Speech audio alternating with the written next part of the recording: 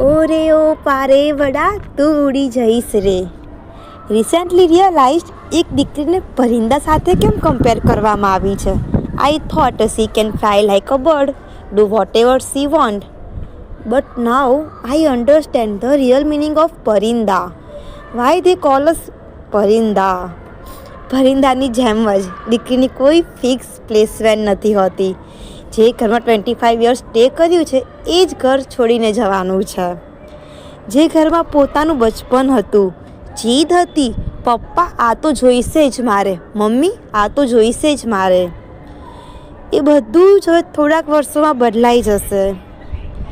જે ઘરમાં પોતાના સપના હતા એ સપના હવે બદલાઈ જશે. જે ઓલવેઝ પોતાની પ્રાયોરિટી લિસ્ટને ટોપ પર પોતાને જ રાખે એ હવે લિસ્ટમાં ક્યાંય જોવા મળતી નથી.